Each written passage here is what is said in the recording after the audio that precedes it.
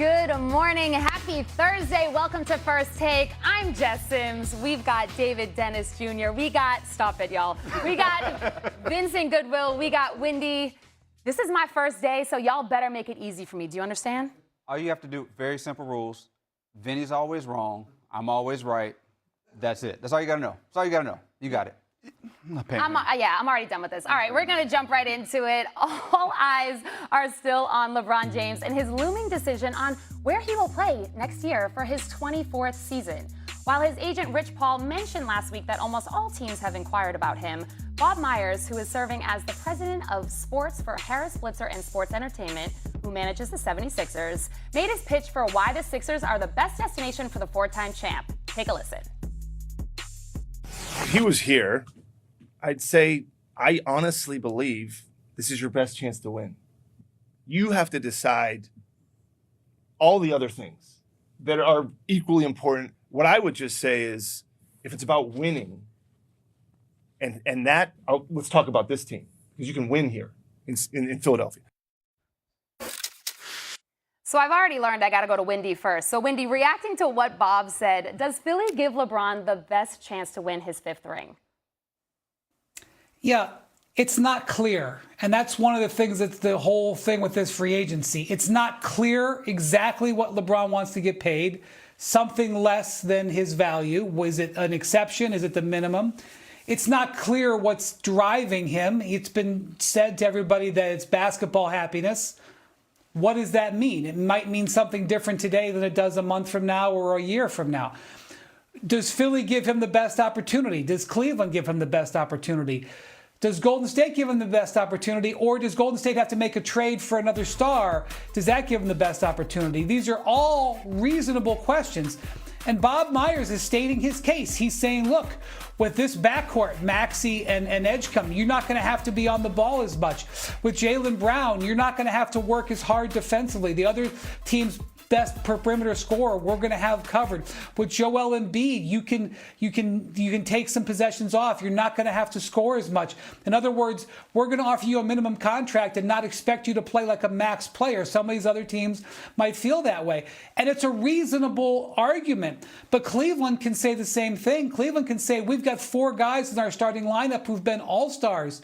You know, they're all in their 20s. Why wouldn't you want to come here? Golden State can say, play off Steph Curry and Draymond Green. This is a dream scenario. Denver can say, oh my gosh, you and Nikola Jokic, it's an unstoppable force of basketball intelligence. Minnesota can say Ant Edwards and LaMelo Ball, 2 dynamic scorers. I could go on. Rich Paul went on for an hour plus the other day. They're all reasonable. So everybody has got a chance and everybody can afford them. And that's why this makes it a very fascinating and unique free agency.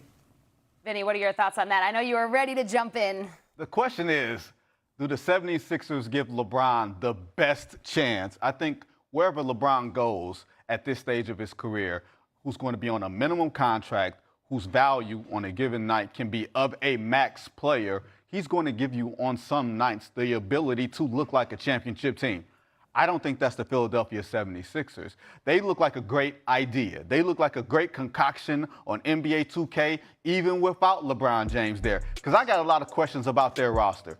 Who's going to do the little things? Who's going to do the things that don't show up in the box score? With Jaylen Brown added to that already, like I've covered that team in the playoffs in that second round series against the New York Knicks where they got destroyed.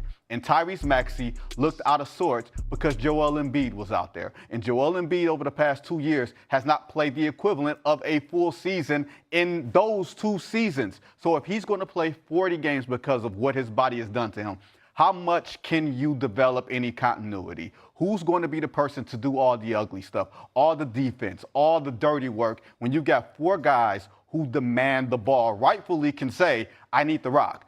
In addition to VJ Edgecombe going into year 2, needing the space to develop. Tyrese Maxey is the guy. He's the guy that you've developed. He's the guy that you have sort of built under from all the different coaches and all these different regimes. And now you're going to tell him, hey, here's Jaylen Brown, who had a quote-unquote MVP-like season last year where he took 36% of the possessions. That's more than Luka Doncic. Like, that is a lot to control for one player. Then you add him, and now you're going to say, let's add in LeBron James.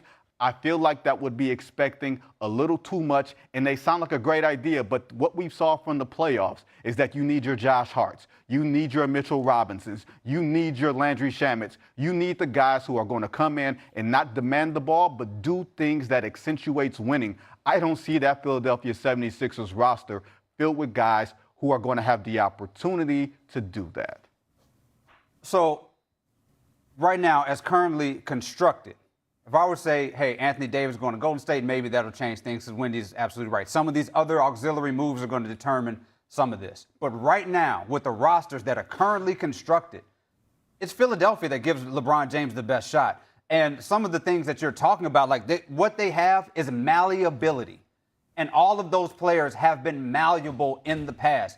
Jaylen Brown, I know he had all those possessions last year, but prior to that, the guy knows how to be a number 2 on a team. Tyrese Maxey knows how to be a number 2 on a team. Joel Embiid is learning that process of being the number 2 on a team due to his lack of availability. And LeBron James is maybe the most malleable superstar we've ever had in terms of knowing how to do all of these other things that fill all these other gaps. Need a guy to go out there, give you 8 assists, LeBron James to do it. Need a guy out there to give you 8 rebounds, he'll do that too. He can play defense in spot moments. Edgecombe, I think we are underrating what he did besides having the ball in his hands. He is an emerging great defender, great glue guy that we're talking about. It just makes a ton of sense, especially if Embiid is going to be relatively healthy come playoff time. It just makes all the sense in the world from a basketball winning standpoint to look at LeBron James coming to that Philadelphia roster and say, this is a championship level team. Uh-oh. See, I'm right already. Gosh, I don't know the prayer hands. No, it is the Jesus peace hands. No, look, you add LeBron James to the team, in theory, you're going to get better. The question up is Philadelphia LeBron's best chance to win? I could argue there are so many other better places that he can go. He can go not necessarily to Golden State and have a better chance to win, but I think, the Eastern Conference is going to be so much tougher. Continuity wins in the league, and that's the one place that Philadelphia has come up woefully short over the past couple of years is continuity, because their best player, if Joel Embiid is their best player, is a part-time player. You cannot win championships that way. I don't care how great LeBron James is at this stage of his career. You made all these points about all these other guys being number 2. Tyrese Maxey has been a number 2. Jaylen Brown has been a number 2. When Jaylen Brown got a taste of that number 1 life, he ain't trying to go back. When you live on Boardwalk, you ain't trying to go back to Baltic Avenue. You trying to send that man back to the projects. He ain't trying to go back there. He likes playing the life that he has had. He's going to Park Place. He's going to Baltic. But the general point is, if you place LeBron in Denver next to Nikola Jokic, better chance to win. You place LeBron next to Anthony Edwards and even LaMelo Ball, better chance to win because of the in-person continuity that they already have. I don't like the chemistry issues that I feel like Philadelphia is going to have without LeBron James. I don't see them as a team that is a top Eastern Conference contender without LeBron James as presently constituted. I have way too many questions about who's going to do things that do not show up in the stat sheet. I'm sorry, I saw that Philly team quit.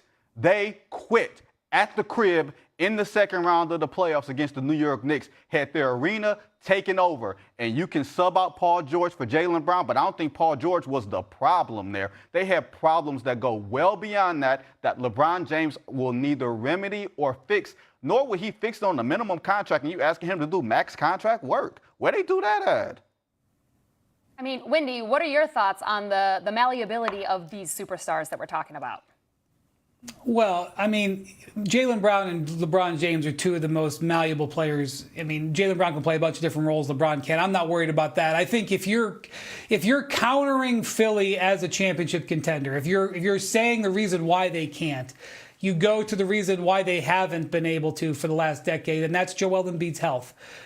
What you're saying to LeBron is, hey, listen, you may have to play big on this team, because one of the things, LeBron really got going last year when he was able to play in transition. And that certainly is a selling point with Tyrese Maxey. But you'd say to LeBron, listen, what are you going to do when Joel Embiid gets hurt?